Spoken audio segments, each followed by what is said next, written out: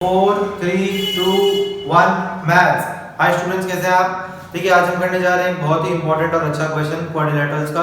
वो कह रहा है कि ABC and DEF are two triangles. ABC और DEF दो ट्रायंगल्स दे रखे हैं हमारे को। तो ये तो हम ड्रॉ कर लेते हैं ABC और ये आ गया हमारा DEF।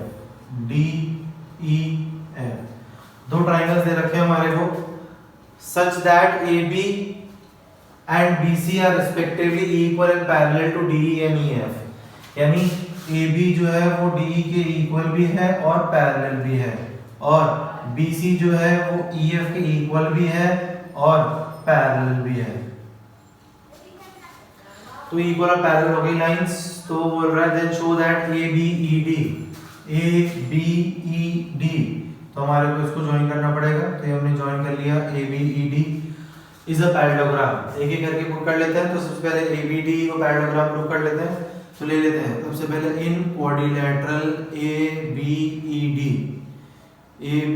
दिख रहा है हमारे को। ABED दिखाई दे रहा है हम सबको। ABED में हम देखेंगे AB जो है वो D के इक्वल है, गिवन है, और पैरेलल भी गिवन है।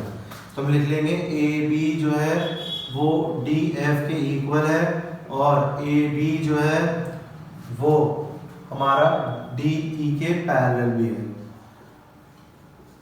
तो AB जो है वो इक्वल भी है DE के और EQ भी जो है पैरेलल भी है DE के। और हम जानते हैं वी नो दैट कि अगर किसी भी क्वाड्रिलेटरल में एक pair opposite side equal and parallel हो जाती है तो वो एक पैरेललोग्राम हो जाता है। तो therefore ABED is a parallelogram। ABED एक पैरेललोग्राम प्रूव कर दिया।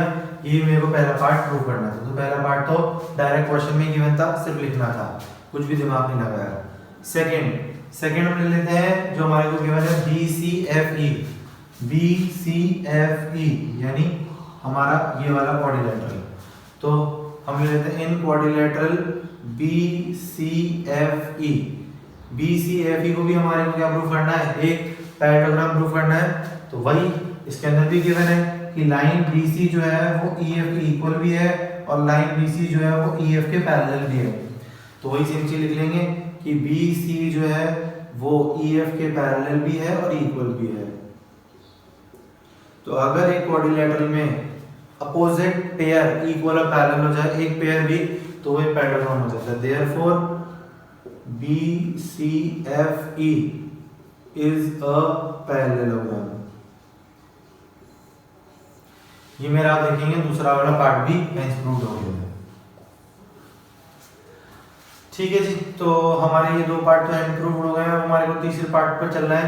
AC ये वाला है और DF ये वाला है। तो हमारे को AC को जो है वो DF के क्या प्रूव करना है? इक्वल प्रूव करना है। इसके अंदर हमारे को क्या है स्टूडेंट, जो हमारे दो चीजें प्रूव करी ना, ये वाली चीजें का यूटिलाइजेशन करना पड़ेगा। कैसे? देखिए, हम जानते हैं कि ABED एक पैरेललोग्राम है। ABED is a parallelogram. ये गिवन है ना हमारे को कि हमने प्रूव किया है अभी ABED इज पैरेललोग्राम। अगर ABED एक पैरेललोग्राम है तो AD जो होगी वो BF के इक्वल और पैरेलल हो जाएगी क्या? तो AD जो हो जाएगी इक्वल हो जाएगी BF के, और AD जो है वो पैरेलल भी हो जाएगी BF के।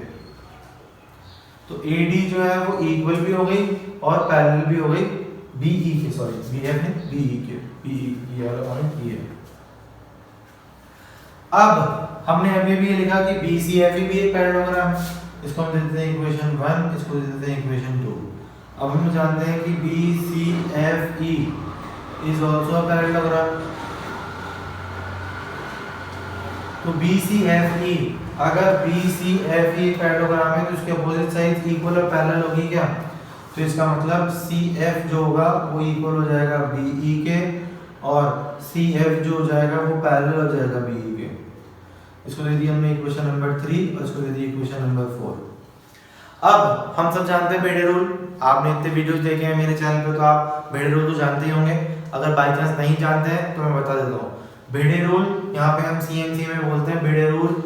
क्यों? क्योंकि अगर किसी भी दो इक्वेशंस के RHS इक्वल हैं तो उनके LHS भी इक्वल होंगे। तो इसका मतलब बाय 1 and 3 क्या हो जाएगा, हमारा AD जो है वो इक्वल हो जाएगा CF के, और बाय 2 and 4 क्योंकि AD जो है वो पैरेलल है BE के और ADCF जो है वो पैरेलल है BE के, तो क्योंकि BE के दोनों लाइंस पैरेलल है तो ये आपस में भी पैरेलल हो जाएंगी, तो AD will be parallel to CF। अगर AD जो है वो इक्वल भी है CF के और AD जो है वो पैरेलल भी है CF के, AD जो है वो इक्वल भी है CF के, AD जो है वो पैरेलल भी है CF के, अगर एक पेयर साइड्स का इक्वल और पैरेलल हो जाए तो ACFD पैरेललोग्राम हो जाएगा क्या, ACFD इज अ पैरेललोग्राम। अगर ACFD एक पैरेललोग्राम हो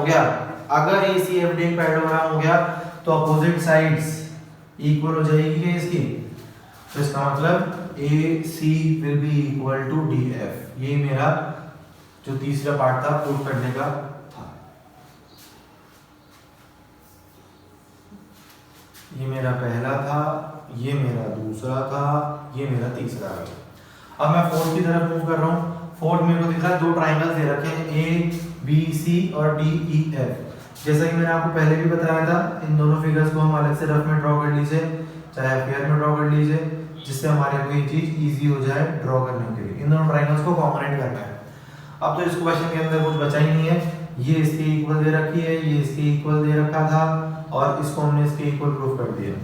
तो AB is equals to DE, BC is equals to EF, इन दोनों का तो रीजन लिख देंगे गिवन, दोनों ही चीजें गिवन थी हमारे को, और AC is equals to DF proved above, ये हमने अभी ऊपर प्रूव कर दिया।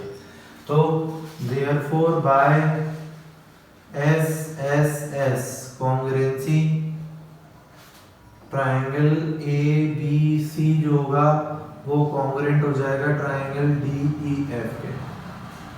यही मेरे को fourth and the last thing prove करनी है, हेंस प्रूव्ड।